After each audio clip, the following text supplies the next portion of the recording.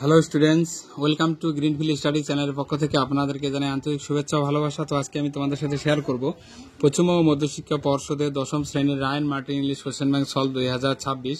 তো আজকে আমি যে পেজটি আলোচনা করব বাংলা দ্বিতীয় পর্যায়ক্রমিক মূল্যায়নের 18 দাগের কোশ্চেনটি সুরি PN CMM হাই স্কুল। তো পেজ নম্বর হলো 29। তো পুরো কোশ্চেনটি আমরা অ্যান্সার সহ আলোচনা করব। তো যারা চ্যানেলটিতে নতুন আছে অবশ্যই চ্যানেলটিকে সাবস্ক্রাইব করবে এবং বন্ধুদের মধ্যে শেয়ার করবে। আর যাদের আগের বা পরের ভিডিও দরকার অবশ্যই ভিডিওটির ডেসক্রিপশন বক্সে একটা প্লে লিস্টের লিঙ্ক দেওয়া আছে, তো তোমরা সেখানে গিয়ে আগের বা পরের ভিডিওগুলি দেখে আসতে পারো।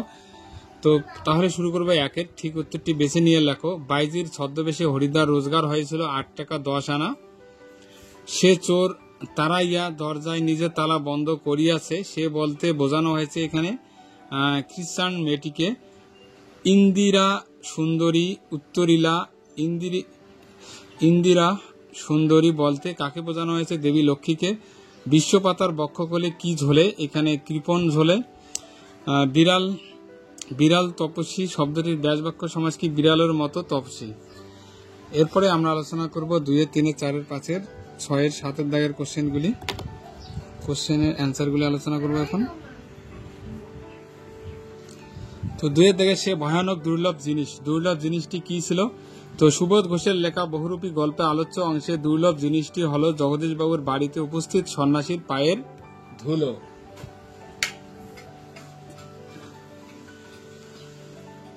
এরপরে লোকটি কাশিতে কাশিতে আসিল।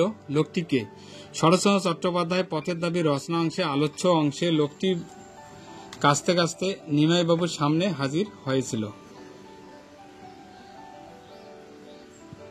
তো এখানে লোকটি বলতে সব্যসাচী আর কি, যাকে পুলিশরা খুঁজছিল।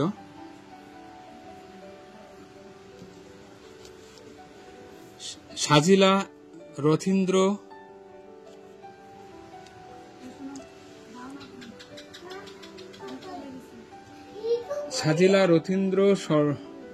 রথীন্দ্র সর্ব বলতে কাকে বোঝানো হয়েছে? সাজিলা রথীন্দ্র সর্ব বলতে তারকাসুরকে বধ করতে কার্তিকেয়র কিংবা বিরাটপুত্র উত্তরের সঙ্গে গোধন উদ্ধারে অর্জুনের যোদ্ধাবেশের সঙ্গে বোঝানো হয়েছে, মানে যোদ্ধাবেশের সঙ্গে বোঝানো হয়েছে। এরপরে 2, 4 সন্ধি অথবা সমাসের মধ্যে উদাহরণসহ একটি পার্থক্য লেখো। সন্ধি ও সমাস দুটি শব্দের ধ্বনিগত মিলনকে বলে সন্ধি, যেমন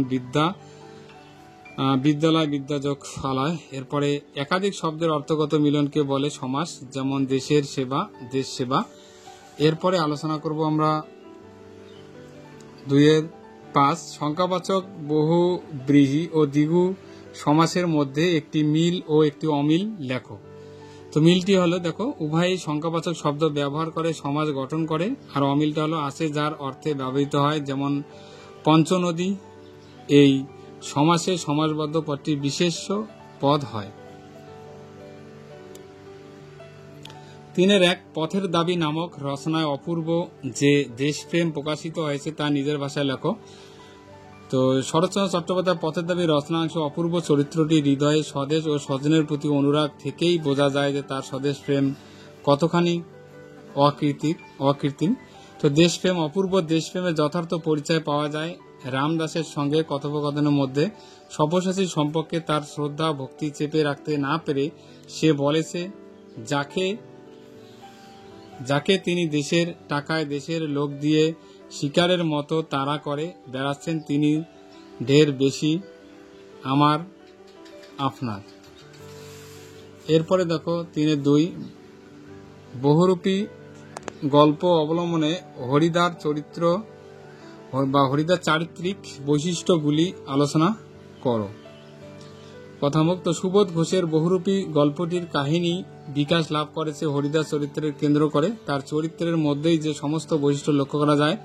হরিদাস চরিত্রের মধ্যে সামাজিকতার দিকটি লক্ষণীয়। শহরের সবথেকে সরু গলিটার ভিতরে তার ছোট্ট ঘরটি কতকদের 4 বন্ধুর সকাল সন্ধ্যার আড্ডার ঘর আর কি।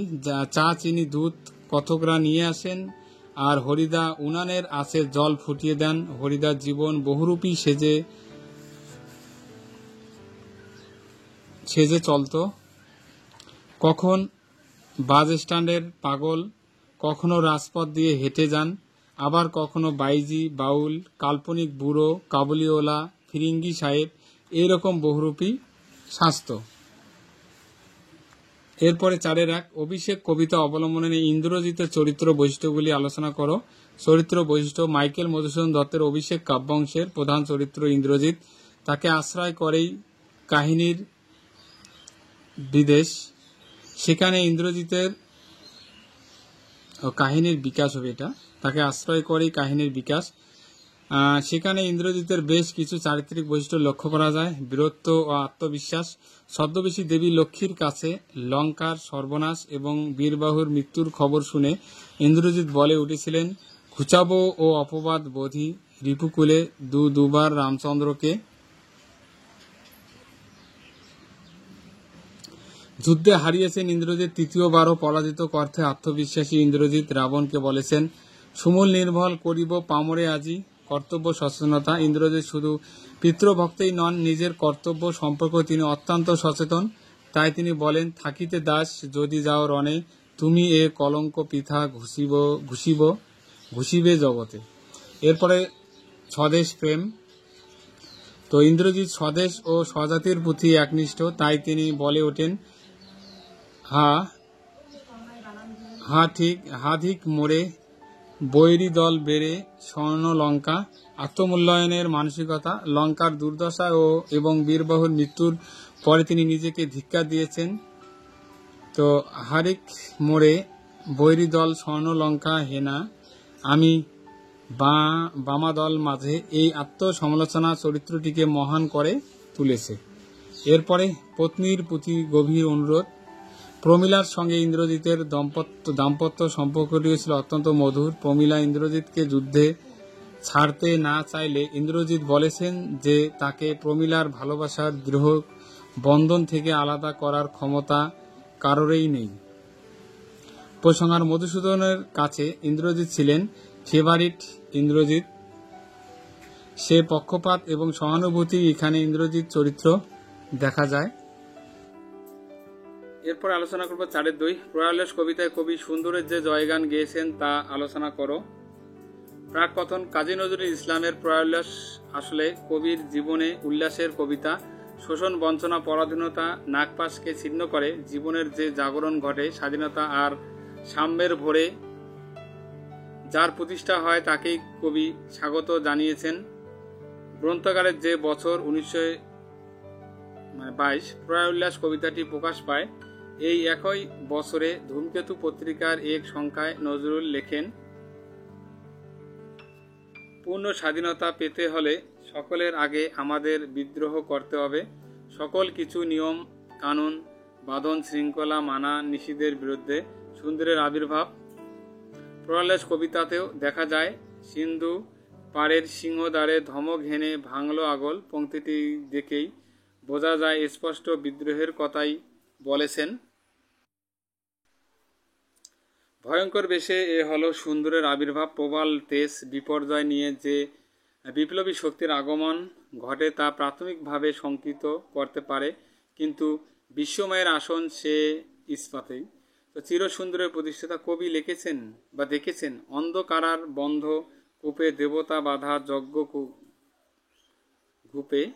এই দেবতা স্বাধীনতার প্রতীক। এখান থেকে মুক্ত হয়ে তার আগমনের সময় হয়ে গিয়েছে। তো রথচক্রের আওয়াজ শোনা যাচ্ছে। তাই আলোচ্য কবিতায় কবি বলেছেন যে ধ্বংস দেখে ভয় পাওয়ার কিছু নেই, প্রাণহীন অসুন্দরকে বিনাশ করতেই এই ধ্বংস। এরপরেই চিরসুন্দরের প্রতিষ্ঠা ঘটবে। একেই স্বাগত জানানোর জন্য সকলকে আহ্বান করেছেন কবি। এরপরে 5-1 সিরাজউদ্দৌলা নাট্যাংশ অবলম্বনে লুৎফা ও ঘসিটি বেগমের চরিত্রের মধ্যে তুলনামূলক আলোচনা করো। সিরাজউদ্দৌলা নাটক ঘসিটি বেগম চরিত্র অনেকটাই ইতিহাসের যথাযথ রূপায়ণ। ষড়যন্ত্রকারী ঘসিটি বেগম সিরাজের মাসি। তিনি চেয়েছিলেন পিতা আলীবর্দীর মৃত্যুর পর তার স্বামী বাংলার মসনদে বসবে, কিন্তু তার স্বামীর আকস্মিক মৃত্যু হলে সিরাজের সিংহাসন লাভ নিশ্চিত হয়ে ওঠে। নিজের মনোবাসনা পূর্ণ না হওয়ায় ঘসিটি সিরাজের প্রতি ঈর্ষা থেকেই ইংরেজদের সঙ্গে মিলিত হয়ে ষড়যন্ত্রে লিপ্ত হন। প্রতিহিংসা পরায়ণ ঘসিটি বেগমের প্রথম সংলাপ, ওখানে কি দেখো মূর্খ, বিবেকের দিকে চেয়ে দেখো। সন্তান সম সিরাজের প্রতি ঘসিটির এই উক্তি কখনোই যথাযথ বলে মনে হয় না। ঘসিটির উক্তিতে প্রতিহিংসা পরায়ণতার স্পষ্ট।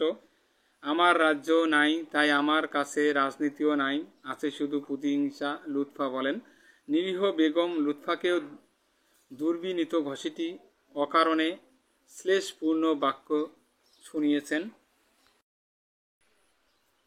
ইতিকথা তার সম্পর্কে লুৎফার মূল্যায়ন, ওর নিঃশ্বাস বিষ, ওর দৃষ্টিতে আগুন, ওর অঙ্গ সঞ্চালনে ভূমিকম্প বুঝিয়ে দেয় নেতিবাচক চরিত্র হিসেবে ঘসিটি সার্থক। 6 দারিদ্র্য ও বঞ্চনার বিরুদ্ধে কনির লড়াই আলোচনা করো। মতিনন্দী কনি উপন্যাসটি কনি নামের যে মেয়েটির জীবন যুদ্ধেরই কাহিনী। শ্যামপুকুর বস্তিতে মা ও 7 ভাই বোনের সঙ্গে তার দিন কাটে। সে স্বভাবে ডানপিটে, চেহারায় তার পুরুষলি ভাব, ঘাড় পর্যন্ত ছাঁটা তার চুল, কালো হিল হিলে শরীরটি যেন কেউটের মতো, লড়াকু মানসিকতা। গঙ্গাবক্ষে আম সংগ্রহ, 20 ঘন্টা হাঁটা প্রতিযোগিতা, বাংলা চ্যাম্পিয়ন অমিয়াকে হারানো এবং সর্বশেষে মাদ্রাজে জাতীয় সাঁতার প্রতিযোগিতা। উপন্যাসে সর্বত্র কনির দারিদ্র্য বঞ্চনার মধ্য দিয়ে প্রমাণিত হয়েছে। মাদ্রাজে যখন হিয়া তাকে অপমানিত করেন, পরিশ্রমী ও কষ্ট সহিষ্ণু দারিদ্র্যের সাথেই কনিদের বসবাস। সে বিশ্বাস করে বড়লোকরা গরিবদের ঘেন্না করে। চরম দারিদ্র্য ও ক্ষুধাকে হারিয়ে সে নিজেকে অনুশীলনে যুক্ত রাখে। লীলাবতীর প্রজাপতি দোকানের যাবতীয় ফরমান খাটে। উপসংহার, কনি নিষ্ঠা, একাগ্রতা, লড়াকু, পরিশ্রমী মানসিকতা এই চরিত্রটি অনবদ্য করে তাকে তুলেছে।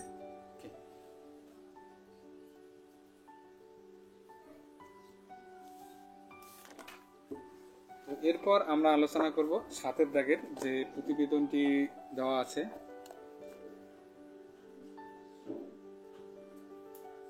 ছাত্রদের মধ্যে ব্যাংকিং বিষয়ে সচেতন বৃদ্ধির উদ্দেশ্যে তোমার বিদ্যালয়ে একটি সচেতনতা শিবির অনুষ্ঠিত হয়েছে। এই বিষয়ে একটি প্রতিবেদন রচনা করো।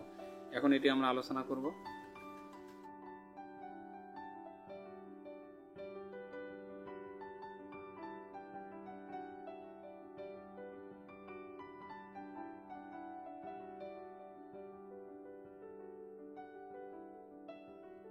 Thank you for watching my video.